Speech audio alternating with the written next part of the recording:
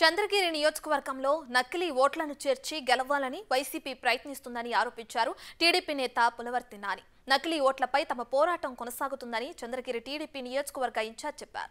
తిరుపతి ఎస్పీని కలిసి నియోజకవర్గంలో ఎక్కడెక్కడ నకిలీ ఓట్లు, డబుల్ ఓట్లకు సంబంధించిన ఆధారాలు ఇచ్చారు. నిందితులపై కేసు నమోదు చేయాలని కోరారు. దీనికి సంబంధించి మరిన్ని వివరాలు మా ప్రతినిధి దామోదర్ అందిస్తారు.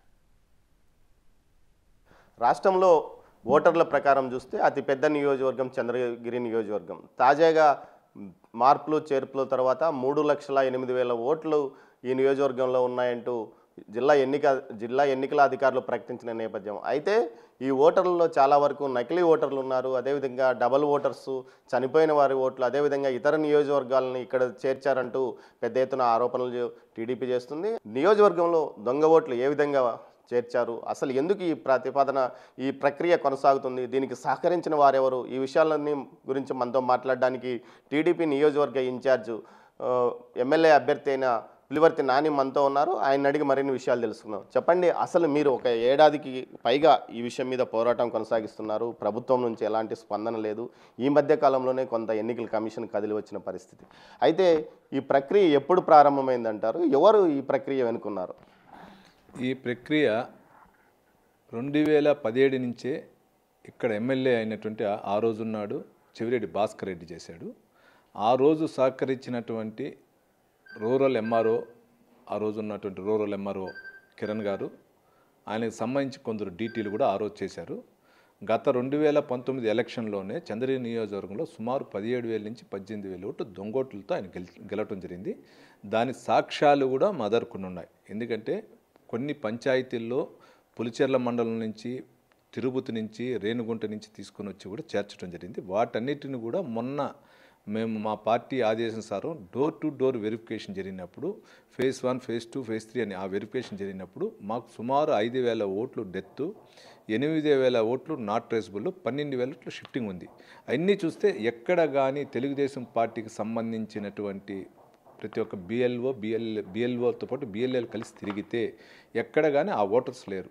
అప్పటి నుంచి దీనిపైన మేము ఒక స్టడీగా చేసుకుని ప్రతి ఒక్కటి చెక్ చేసుకుంటూ వస్తే ఈ దొంగ ఓట్ల వ్యవహారం అనేది బయటపడింది. తిరుపతి రూరల్ మండలానికి సంబంధించి 23 మంది బిఎల్ఓలకి నోటీసులు జారీ చేశారు. అయితే ఇప్పటివరకు ఎలాంటి చర్యలు తీసుకోవాలి, దీనిపైన మీరు ఏమంటారు? అంటే 23 బిఎల్ఓలు పాపం వాళ్ళది ఏం లేదండి పాత్ర. బిఎల్ఓలు అనేవాళ్ళు ఒక 5-6 మంది తప్పు చేసి ఉండొచ్చు, కానీ మిగిలిన ఎవరు లేదు. అంటే చేసి ఉండొచ్చు, కొందరు నయం పైన. దీని వెనకాల ఉన్నటువంటి పెద్ద స్థాయి అధికారులని వాళ్ళు పట్టాలి. దీని వెనకాల ఉన్నటువంటి ఎమ్మెల్యే భాస్కర్ రెడ్డిని చేయాలి. వీళ్ళకి షోకాజ్ ఇచ్చి చేతులు దులుపుకున్నారు, కానీ ఇంతవరకు వాళ్ళపైన చర్యలు ఏం తీసుకోలేదు. వాళ్ళను కూడా ఎమ్మెల్యే పిలిచి మీకు ఏమున్నా నేను చూసుకుంటానని త్రూఅవుట్ నియోజకవర్గ స్థాయిలో అందరికీ చెప్తున్నాడు. ఆయన ఎవరిని చూసుకోడండి. ఇప్పుడు ఇదే విధంగా మన గిరీష్ గారిని కూడా చెప్పారు అధికారులందరూ, మేము చూసుకుంటామని. ఆయన ఏమయ్యాడండి పాపం. ఆయన ఒక మిడిల్ స్థాయి నుంచి కష్టపడిన వ్యక్తి. వాళ్ళు కర్ణాటకలో ఒక బిడిది దగ్గర, రామ్నగర్ దగ్గర విలేజ్, చాలా మంచి ఫ్యామిలీ. అటువంటి వ్యక్తి ఈరోజు సస్పెండ్ అవ్వటం జరిగింది. ఒక ఎంఆర్ఓ జయరాములు కానీ, డీటీ గారు కానీ సస్పెండ్ అయ్యారు. వాళ్ళకి ఏం సంబంధం ఉంది? దీని వెనకాల ఆ రోజు కూడా తిరుపతిలో జరిగిన ఎంపీ ఎలక్షన్లో కూడా కర్త అంతా చెవిరెడ్డి. ఆయన ఆధ్వర్యంలో ఇదన్నీ జరిగింది కాబట్టి వాళ్ళందరూ బాధలంతా ఆయనకి అనిపిస్తారు. ఇలాంటి డబులింగ్ ఓట్లు కానీ, షిఫ్టింగ్ ఓట్లు కానీ, పేక్ ఓట్లు కానీ మీరు ఎన్ని ఉన్నాయని కమిషన్కి చెప్పారు? మొత్తం అతను అప్లికేషన్ ఫామ్స్ పెట్టింది. ఫామ్ 6లు సుమారు 60,000, ఫామ్ 7లు 35,000, ఫామ్ 8 కలిపి 35,000. అంటే సుమారు 1,25,000 నుంచి 1,30,000 ఓట్ల లోపల పెట్టడం జరిగింది అతను. దీంట్లో ఫామ్ 6 ద్వారా పెట్టింది సుమారు అతను 55,000 ఓట్లు అప్లికేషన్ పెట్టాడు.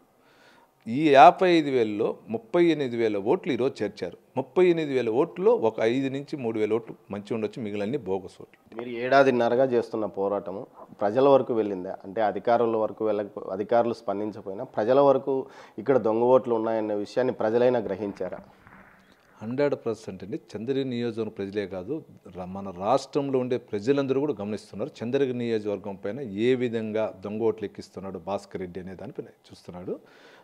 ఈ మొన్న కొన్ని 2-3 విషయాల వల్ల ఈ గిరీష్ గారు సస్పెండ్ అయింది, వీటిపైన ఎత్తుకుంటే ఫోకస్ దేశవ్యాప్తంగా కూడా తిరుపతి నియోజకవర్గం ఆనుకొని చంద్రగిరి నియోజకవర్గాన్ని కూడా చూస్తున్నారు. కాబట్టి దీన్ని ప్రతి ఒక్క పౌరుడు గమనిస్తున్నాడు అనేది మేము భావిస్తున్నామండి.